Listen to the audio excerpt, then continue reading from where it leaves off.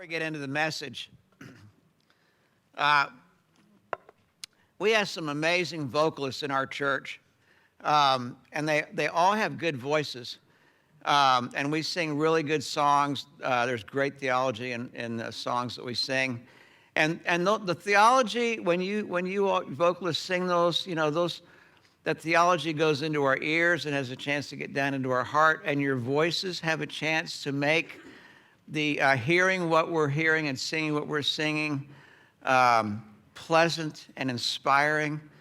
But there's nothing like our vocalists, every one of them, sing from their heart. And you had this in spades with Abby today, our third song.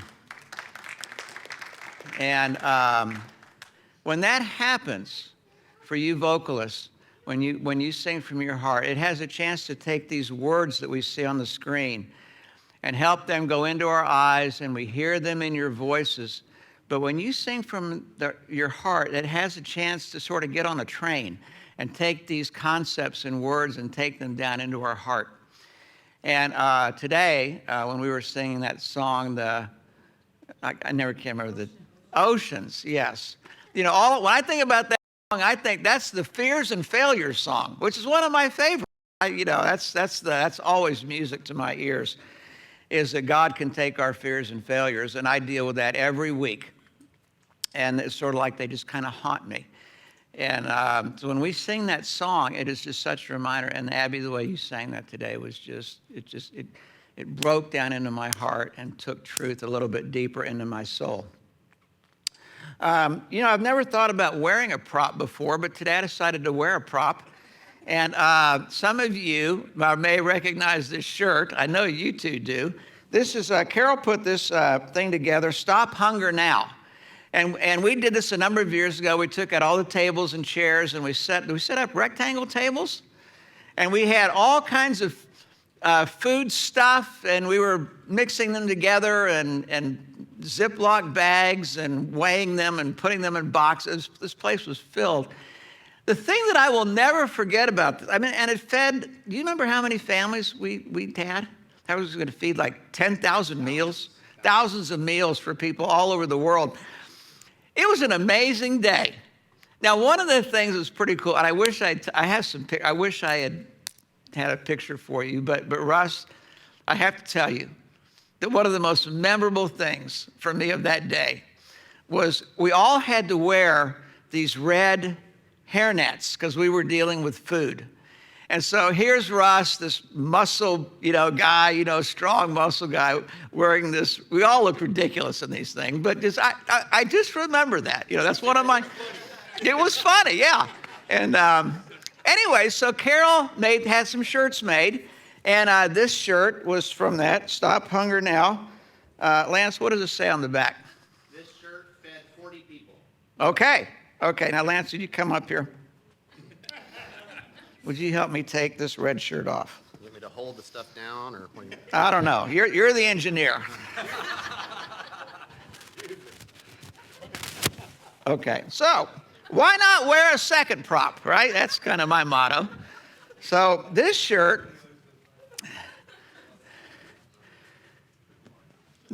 came from a marriage ministry we did a few years ago. Yes. It was really cool. We had about once a month, we did some in here, we did some back in the multi-purpose room, and I would prepare a talk on marriage, some little 20-minute thing. We had discussions around round tables. We had some table leaders for that. We had a team of people that came, made the food ahead of time, set up the tables, the tablecloths, made it like a date night for couples. And all I had to do was just prepare what we're going to do, and then questions for the table. And it was just one of those just nights that for some couples, especially with little kids, just to get away out of the house and have somebody else watch your kids, actually have dinner together, just the two of you. It was a neat night, but it was such a great time of teamwork, people in the church utilizing their gifts and coming together to help. And so at some point we made a shirt like this, Family Life Seminar, Pacific Church of Irvine. What does it say on the back? Kick me. kick me. Oh, No, it says Pacific Church of Irvine, love for a lifetime. love for a lifetime. Okay, that was our. All right, would you help me take this prop off?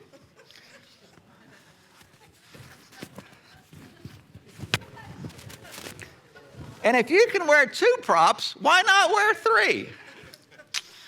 So,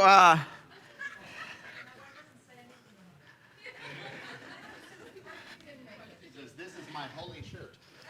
okay, now Lance, you can be seated. I'm going to wear this ugly thing the rest of the time here. Now, when we had started as a church, we started including children and youth and Do it again.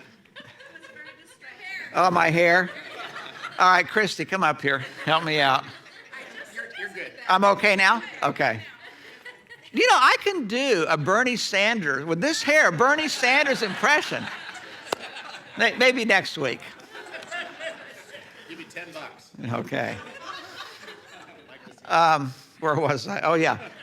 We were just a dinky little church. And you know, how were we ever going to get this plane off the tarmac kind of thing? And we had a couple that were coming, and they both had jobs that they weren't quite, you know, it wasn't quite enough to make it. They were barely month to month. And so they were trying to find a cheaper place to live, and they found one. So they were moving out of a house they were renting into, I think, a little condo. I don't remember, but they were going to do that, and they couldn't afford to pay for movers, obviously.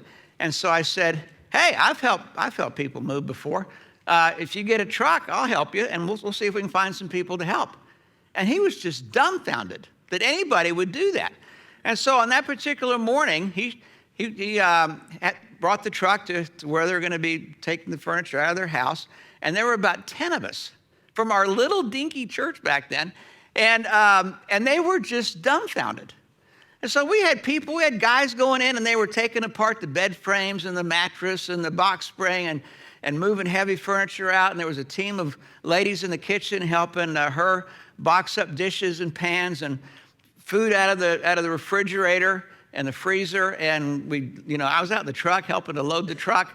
We got the truck loaded. We took off for the new place. We got there. The ladies were putting the stuff in the kitchen and the cabinets and the refrigerator and the freezer. And the guys were putting the beds together and the furniture. And I remember we even got bookshelves out. We unloaded books, and we were putting books on bookshelves. I mean, it was just one of those days where everything just kind of, just fell right along. And then we all finished at about 5, and he said, I'm going to get pizza. And so we all had pizza, and it was just one of those days where, oh my gosh, what a great day this was. Now, obviously, it helped this couple, and they felt loved by people that, and for some of the people, I don't think they'd ever met them before. And the rest of the people, just the first few months of our church life. But for all the people that helped, that was a seminal moment for them in feeling connected in a church. It wasn't because worship was so great, the message was so wonderful, says such a great pastor, blah, blah, blah. It wasn't that. It was the power of connection through service, ministry, as a team. And the next week, the guy that was, my friend where he's moving, he bought this shirt. It used to be dark navy blue. And there were the letters that he had put on here in light blue. It says Pacific Church of Irvine Moving Company. Yeah, it was really a funny, kind of one of those funny, humorous things, because we weren't a moving company. There was really nothing professional, really about the move that we did. But this shirt became sort of a symbol for us in the early years of our church. That there were 10 people that did something that they really didn't know that much about. And all it really took was some effort. And then this became kind of like wow, well, this is how church is supposed to be. Now, this shirt did not end up like this because of a really long move. Over the years, I've worn this shirt. You can see some different colors of paint on here. Because there have been times where people in our church have moved into a house kind of a fixer-upper kind of thing, and where you could get it cheaper, and it needed to be painted. Now, as a lot of you know, my last year in seminary, first year out, I was a house painter, and I learned how to paint inside, outside, learned how to use a airless sprayer. And so, you know, there are a lot of different colors on here. I got to where I was good with a brush and could do cut in and French doors and stuff like that. And then many other people would, you know, it's a ministry team, 5 or 6. You know, I've never painted, said that. Can I help? Yes, you can. Teaching people how to roll walls. So over the years, this thing has gotten a lot of different use in ministry with people and as a part of a team. And then over time, you know, it's got a bunch of holes in it too. I'm really not sure what to make of those holes. But this shirt reminds me of who we are, why we're together. You saw a picture of ministry and teams this morning in worship. I mentioned our vocalist today. Through Lance's ingenuity and Ben's vision, we ended up spending a lot of money on lights. And it took me a while to really kind of see the importance. Is it really worth spending the money for this? And I remember going to a concert, a Christian concert with, I don't remember the name, but they had amazing lights. And I remember sitting there thinking, as I was listening to this great music and the lights, that this is a picture of creation. We don't live on Mars, you know, where there's no color and everything is drab. We live in an amazing world that God has given us, filled with color. And the reason he did that is because we react to color. Colors do something for us. It's not just that we enjoy color, but there's something about color that tells us of something of the beauty of God, the creator that would make color for us, his amazing, tender care for us. We have, I think, 2 or 3 people that usually are at the light board.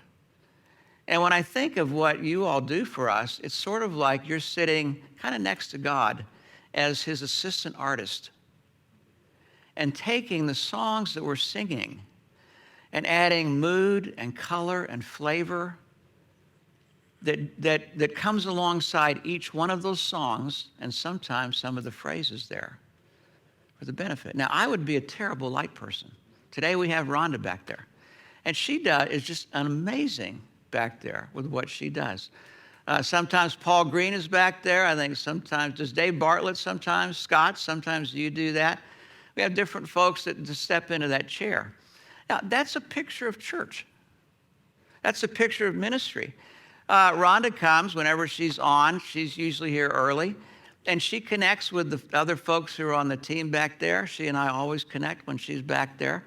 There's just something about ministry where you have an opportunity to connect with people that you might not connect in a different setting. That's what we're going to talk about today. There are several things important here when I think about this, about connecting with the church. First, a couple weeks ago, we looked at the importance of conversion to Christ.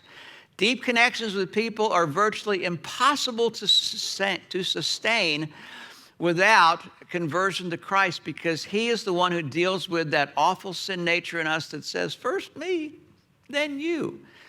We will never have deep connections as long as that peace is still alive in our heart and we give into it. Last week, we looked at connecting with people through the Bible and Bible studies and the power of example, that as we study together, as we interact together, as we fellowship together, sometimes eat together, pray together like the early church, that we have connection.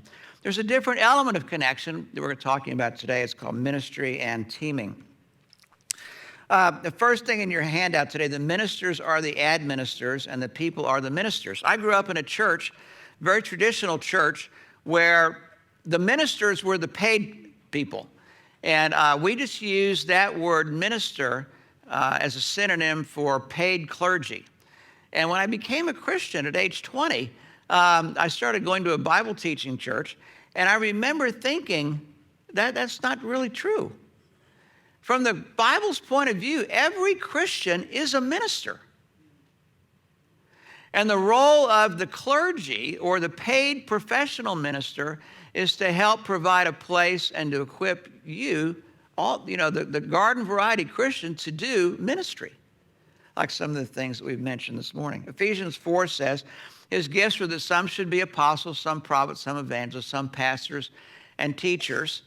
Those are 5 gifts that are mentioned, and generally those are sort of your paid professional minister type.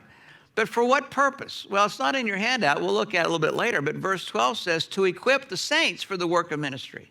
And saints is not what the Catholics think. Saint means is the garden variety Christian, the one set apart to do ministry. The ministry functions mostly through people that go to work Monday to Friday and have regular jobs. Our job, occasionally our job is to do something like what I'm doing now. But during the week, most of our job is to help you all do the work of ministry. When we were a fairly young church again, we had a guy in our church that was a pool guy. And he had a wife, and she had a job and they were just making enough to kind of get by. And I don't remember how he did this, but he hurt his shoulder. I think he had to have shoulder surgery. How do you be a pool guy? How do you do your job if you had shoulder surgery? And so this was like a big thing. Like they were thinking, how are we going to survive? Because it was going to be at least 2 months before he would be able to carry and move anything. So as this is going on, there's some guys in the church that are saying, maybe we can do something about that. And the short answer is we had about 5 or 6 guys that volunteered to take one night a week for about 8 weeks. And they would meet him about 9 o'clock at night or 10 o'clock at night, depending on what night and what the schedule was for that particular night, and worked all night till about 6 or 7 in the morning. Now, all my friend could do was drive his truck. The guys that helped, they were unloading the chlorine and the hoses and the long poles and the vacuum thing, and they were changing out the little filters and, the whole thing, all our friend could do was watch. That went on for about 8 weeks. That ministry could not have been done by just me or me and Lance or me and Mark. I had a few rotations and drank a lot of coffee during those nights, but it was carried on by some of the men in the church. Second thing is the church is a body. The church, when I grew up, was a place. It was a building. It's where you went to worship. And when you're done worshiping, you went home. Then you just didn't think about church anymore. But Paul talks about church. He illustrates it as a body of people. The word church in the New Testament is the Greek word ekklesia. It's a compound word, ek, meaning out of, taken out of. Ekklesia means call.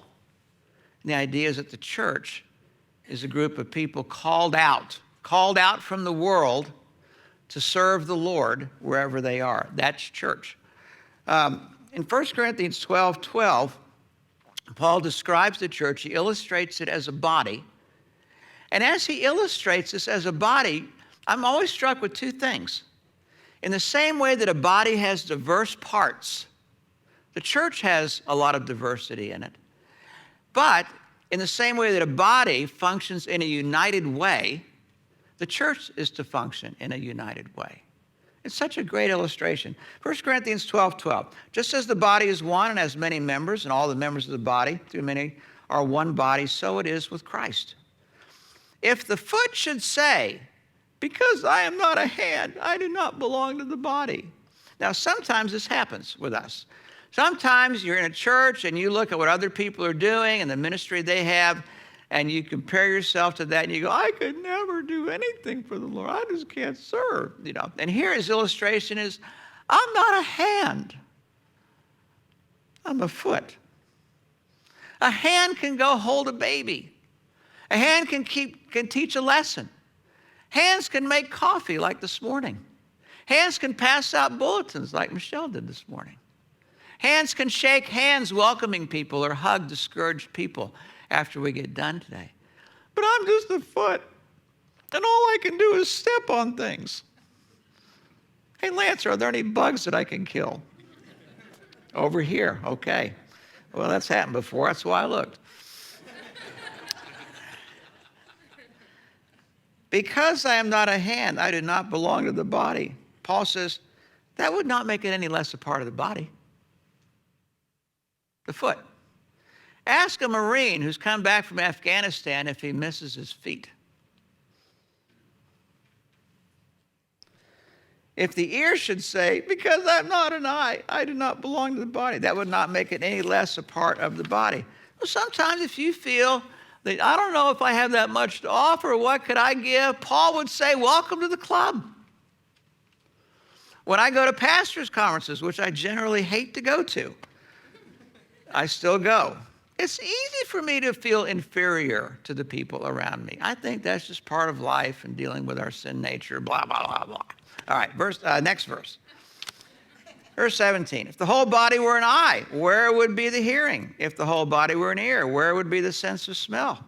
Verse 21. The eye cannot say to the hand, I have no need of you, nor again the head to the feet, I have no need of you.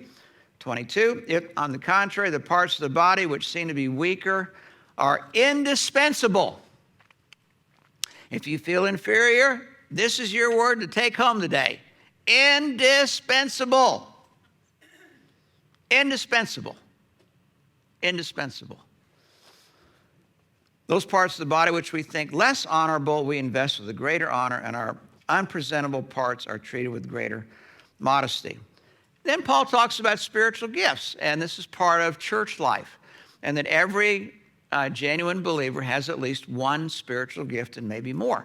You may think, well, I don't know what my spiritual gifts are. I'm glad you asked or glad you said something, because we will have a class. Janice will lead this class in a few months, and you can be a part of that class, and she will take you through a process that helps you think this through in different elements to find out what spiritual gift or gifts you might have and how that you might be able to utilize those in our church context. 1 Peter 4:10 says, as each has received a gift, employ it for one another as good stewards of God's grace.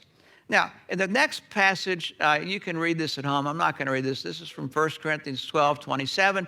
Paul goes on to mention a bunch of spiritual gifts.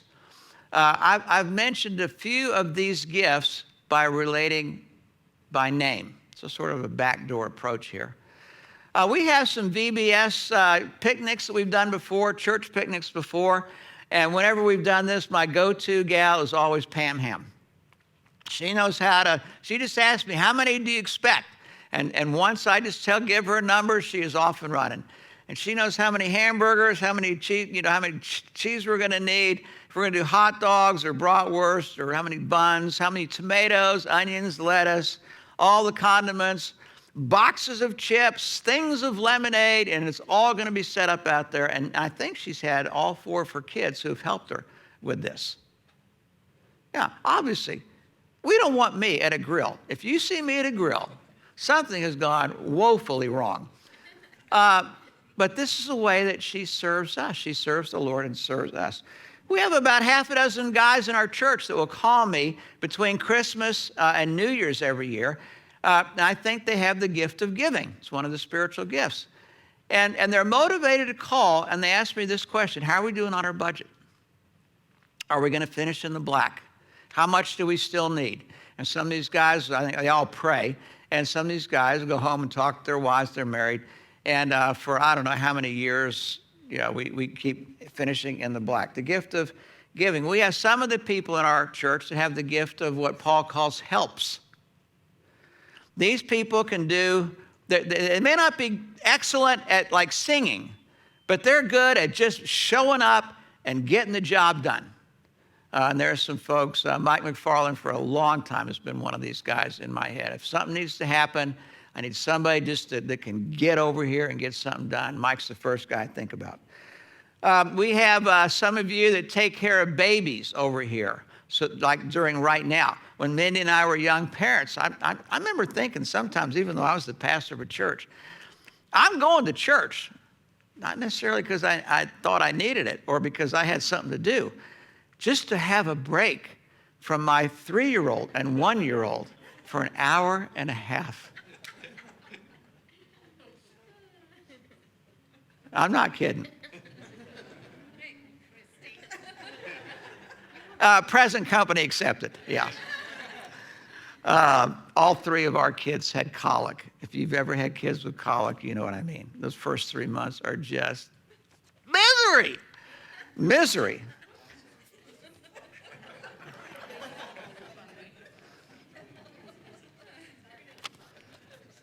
You know, the thought just struck me. My days with colic may not be over.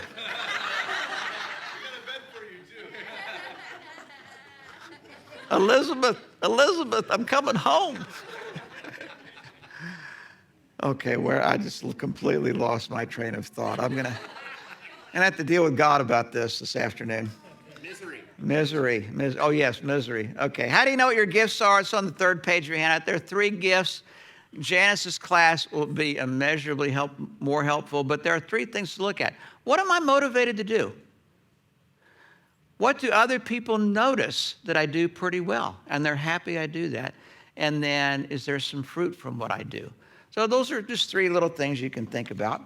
Verses 12 through 16 of Ephesians 4 has to do with what kind of benefit should we see as we serve together, as each of us plays our role. And it's just such an amazing thing because everybody ends up benefiting, and we benefit as a whole. People call this the sum of the parts is greater than the whole is greater than the sum of the part, whatever that is. You know what I mean?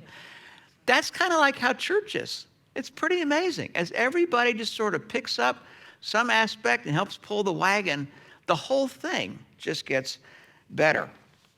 But sometimes, and I remember this is true for me, this whole idea of ministry and serving is like, maybe, I don't know if I really think about that often. I remember my first year at the seminary, I had met Harold, and Harold became my mentor, and we were having coffee twice a week from 10 to 10:50 in the student center, and he was helping me grow. And man, I was just like wow, I'm just learning so much. I was so excited about growing. And the bell rang at 10:50, which told everybody in the student center, class is in 10 minutes, time to leave, and there were, you had coffee and breakfast stuff and, snacks between breakfast and lunch. And so I got up to leave, and Harold said, Seth, sit down for a minute. I said, okay. He said, let's just wait a minute. And he said, just watch. And so I watched, and the student center was probably about 4 times the size of this room. And there were tables everywhere and chairs, and it was filled with students. And so we waited about 5 or 6 minutes, and he said to me, what do you see? Look around, what do you see? I said, well, this place is empty except for you and me. Look again. I looked again, and the second time I looked, what I had not seen the first time was that place was a trash heap. There were coffee cups, teacups, water bottles, fruit juice boxes, donut wrappers, napkins, those little boat plate things, leftover muffins, and those little muffin, whatever you make the muffin things in, those paper squiggly things. On every table in the room. He asked me, do you find that odd? And I thought about it, and I thought, well, I don't think I find it as odd as you do, So, what do you see, Harold? He said, don't you think it ironic that in a place where we are all called to serve the Lord, we not only can't serve each other by bussing each other's tables, we can't even bus our own tables. And suddenly, I looked around the room with a whole new set of glasses. And I remember thinking, I think I've done the same thing. I think that's me. I could have been any one of these people here. Now, I'm sure I'd heard some sermons on serving, the importance of ministry and looking for needs, and But that was the most important sermon moment. And what happened was it was just as a result of being along somebody else who could see needs and saw something ought to be done. That's kind of square one here. is having eyes to see the needs around you. On the back of your handout, the last thing is that oftentimes connections in a church may not happen. You may have been to some groups, some life groups, some Bible study groups, and just didn't find that connection. Sometimes connection happens through a ministry team where you're a part of something, you're doing something together. My mother, before she died, found great connection after my father died. I thought she was going to move back up here to be around us. And I realized that that would have been a terrible decision, because she found 2 ministry teams in her church in North San Diego where she had tremendous connection with some other ladies, and particularly a few widows like her. Sometimes this happens through teams. Now, in most churches in America,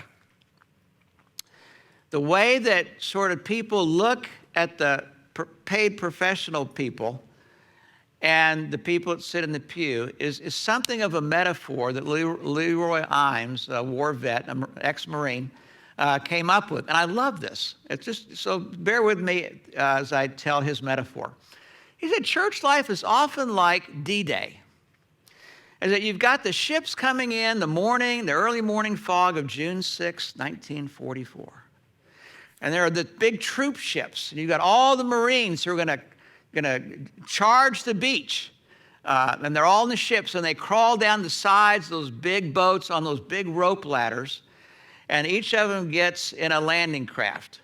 Now, I'm guessing that there are about 30 Marines in each landing craft, and you've got a lieutenant in there. And at some point in time, it's time for all the landing craft to head towards the shore, towards those 5 different beaches there at Normandy. And as the landing craft are moving towards the shore, this is how many churches sort of think of themselves and operate.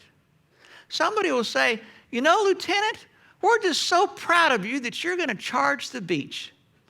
And I want you to know, we've all decided we're going to pray for you as you charge the beach. And some of the guys have gone, we've collected some daisies, and we've made a daisy chain, and we want to put it around your neck so you'll remember us back here on the landing craft. And some of the guys have donated some of their ammunition, and we have it in this bag. And we're going to put it around your neck so that you'll have extra ammunition as you charge the beach. And some of the other guys have gone into their mess kit, and they've got some rations. And they want to share their rations with you because we admire you. You're our lieutenant. So let's put this bag around your shoulder as well. One of the guys has a flamethrower, and he thinks you'd be a better flamethrower than he would. So here's the flamethrower. Another guy has a bazooka. Here you go. Another guy has some explosives. We all think you'd be better with the explosives than he is. At about that time, as the landing craft is approaching the shore, the door comes down, and everybody says, "Go get him, Lieutenant!"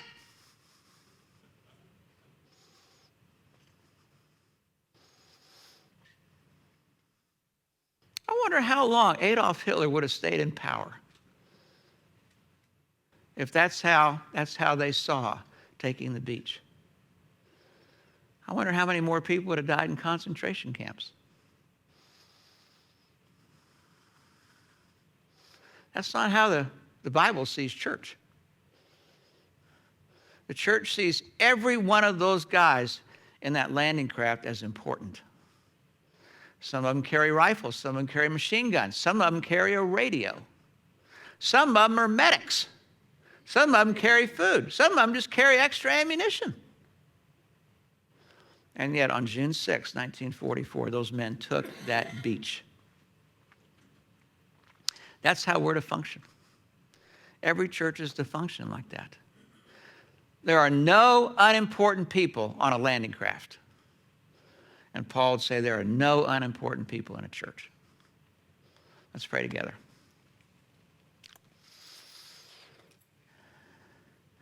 Father, would you give us eyes to see the things that you want to teach us today? That the ministry does reside in the hands of your people, even when we think we don't have that much to offer.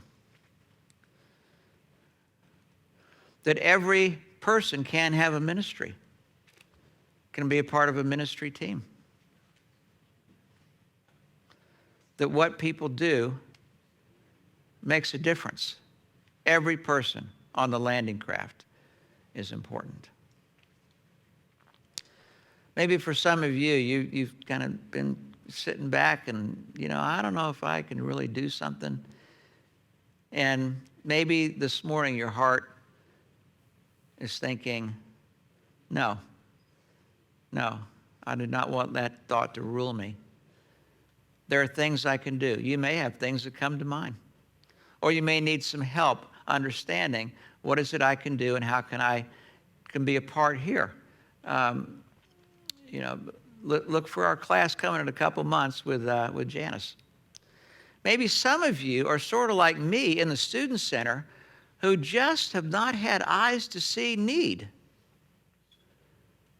Just walk by it, don't really think that much about it. Or even if you do, somebody else will take care of that. Part of what Jesus is doing in his people is making us to have a servant heart and servant eyes like he does. Father, would you help us to see the world the way you do? Help us to see need and help us to see things that we can do to help meet those needs, whether inside the church walls or outside the church walls, either by ourselves or as a part of a ministry team. Lord, we want to take the beach. And when there's only so much time in this life before the opportunity to take the beach is over. Help us to buy up our opportunities to take the beach.